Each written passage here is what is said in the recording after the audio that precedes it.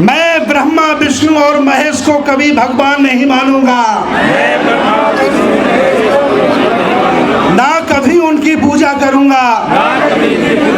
मैं राम और कृष्ण को कभी नहीं मानूंगा और ना ही उनकी पूजा करूंगा। मैं गौरी गणपति इत्यादि हिंदुओं को किसी भी देवी देवता को नहीं मानूंगा और ना ही उनकी पूजा करूंगा। मैं इस बात पर कभी विश्वास नहीं करूंगा कि ईश्वर ने अवतार लिया है। मैं इस बात को कभी नहीं मानूंगा भगवान बुद्ध विष्णु के अवतार हैं। इसे पागलपन और झूठा प्रचार मानूंगा। मैं श्राद्ध नहीं करूंगा। मैं पिंडदान नहीं दूंगा। मैं बौद्ध धर्म के विरुद्ध कोई आचरण नहीं करूंगा। मैं कोई भी क्रियाक्रम ब्राह्मणों के हाथों नहीं कराऊंगा। मैं इस सिद्धांत को मानूंगा कि सभी मनुष्य समान हैं। मैं समानता की स्थापना के लिए प्रयत्न करूंगा। मैं भगवान बुद्ध के अष्टांगिक मार्ग को पूर्ण रूप से पालन करूंगा। मैं भगवान बुद्ध द्वारा बताई गई 22 प्रतिज्ञाओं का पूर्ण पालन करूंगा। मैं प्राणी मात्र पर दया रखूंगा। उनका लालन पालन करूंगा। मैं कभी चोरी नहीं करूंगा। मैं कभी झूठ नहीं बोलूंगा। मैं कभी व्यभिचार नहीं करूंगा। मैं कभी शराब, ड्रग्स, मादक पदार्थ का सेवन नहीं करूंगा।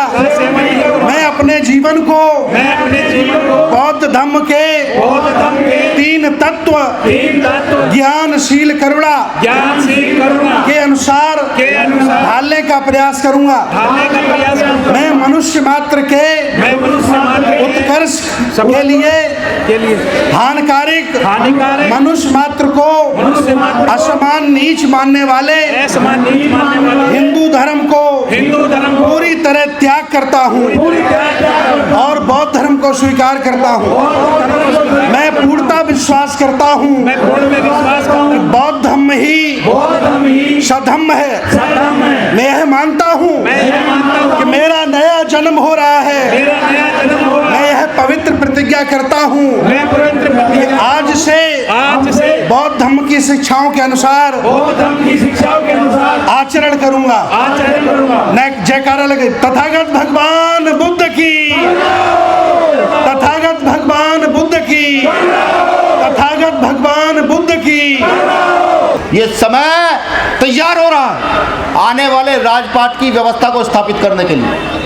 बिल्कुल मैं कहता हूं मंच पर मंचासीन लोगों को भी, क्योंकि मैंने पहले कहा कि मैं तो सीख रहा हूं, मेरी पूरी टीम सीख रही है।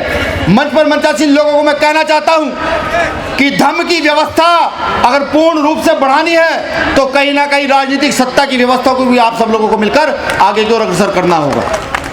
और अगर राजनीतिक सत्ता की व्यवस्था अग्रसर ना हुई तो समझ लीजिए अभी 20-30-50 साल का इतिहास देखिए। अभी माननीय मंत्री जी ने भी कहा कि पहले कावड़ के मेले नहीं लगते थे साहब, बिल्कुल नहीं लगते थे। पहले जय श्री राम के नाम पर हत्या नहीं होती थी। यह सिर्फ शासन का प्रभाव है कि आज जय श्री राम के नाम पर हत्या हो रही है। आज लगातार बड़े बड़े पंडाल लगाए जाते हैं, बड़े बड़े स्टॉल लगाए जाते हैं धर्म के नाम पर, लेकिन किसी गरीब बेटी की शादी के लिए अनुदान नहीं किया जाता। ये व्यवस्था की तो बात है। और हम जो सीख रहे हैं, इतिहास से जो देखा सीखा, तो ये तय है अगर इस व्यवस्था को स्थापित करने के लिए सम्राट अशोक बनना पड़ा, बुद्ध धर्म से पहले वाला या धर्म से बाद वाला, तो बनने में बिल्कुल कोताही नहीं करेंगे, पूरी मजबूती के साथ बनने का प्रयास करेंगे। आप सब लोगों ने मुझे सुना, आभार। चंद लाइनों से अपनी बात खत्म करूंगा। तथागत बुद्ध से मिली बुद्धि और फूले से मिला ज्ञान।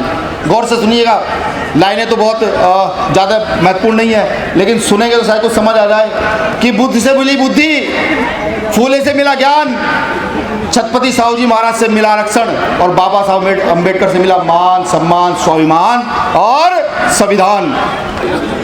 और करुणा हो इतनी तेज होनी चाहिए जैसे भीम आर्मी के लोग जय भीम चिल्लाते हैं तो बहुत तेज आवाज़ आती है, तो वही करुणा हो मेरठ के अंदर, कम से कम यहाँ के मेरठ तक के लोगों तक तो चली जाए।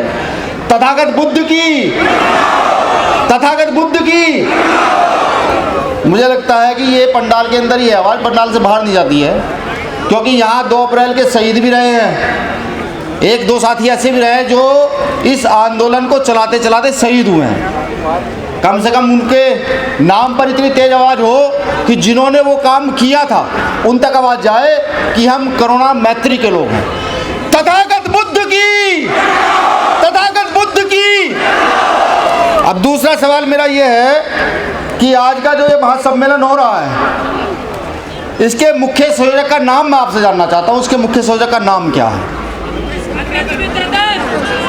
नहीं, ये जो पंक्ति यहाँ पर खड़ी हुई है तो सब जानते हैं, मैं भी जानता हूँ। ये जो लोग बैठे हुए हैं, क्योंकि ये इतिहास की बात है। अगर आज भारत की ऐतिहासिक जमी पर ये काम हो रहा है तो ये जाहिर सी बात है कल इतिहास में लिखा जाएगा।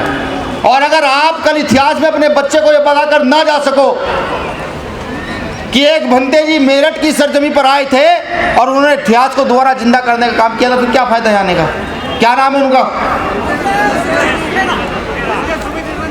जी, भंते सुमित रतन जी, जो अभी यहाँ पर संचालन भी कर रहे थे। मैं आभार व्यक्त करता हूँ भीम आर्मी टीम की ओर से, अपनी पूरी टीम की ओर से, कि महत्वपूर्ण कार्य जो बाबा साहब अम्बेडकर जी के द्वारा चलाया गया था, वो अधूरा था, उसको आप धीरे धीरे करके पूरा कर रहे हैं।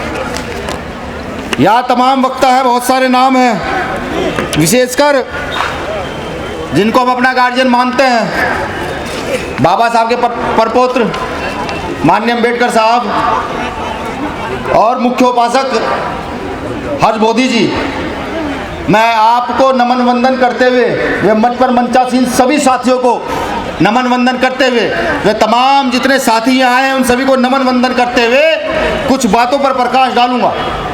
देखिए, मैं कल का बच्चा हूँ, मेरी टीम भी ऐसी है, युवाओं की फौज है, पूरी फौज है, और सीख रही है कुछ इतिहास से पढ़कर, कुछ आप लोगों को सुनकर और जानकर, कुछ ऐसी ऐसी बहुत संगतियों से जो यहाँ पर हो रही हैं।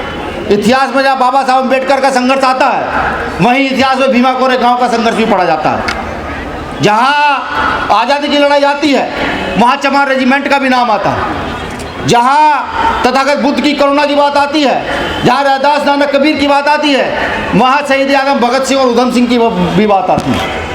मैं सहमत हूँ, बिल्कुल सहमत हूँ कि करुणा होनी चाहिए, मैं सहमत हूँ कि शांति भी होनी चाहिए, लेकिन बाबा साहब अम्बेडकर के द्वारा दिया गया जो सम्मान स्वाभिमान मिल गया है, उस सम्मान स्वाभिमान को लेने के बावजूद भी वो अपमान का जीवन कैसे दिया जाए? जैसे उड़ीसा में आज भी बेटियों के रेप हो जाते हैं, वो सम्मान स्वाभिमान का जीवन कैसे दिया जाए?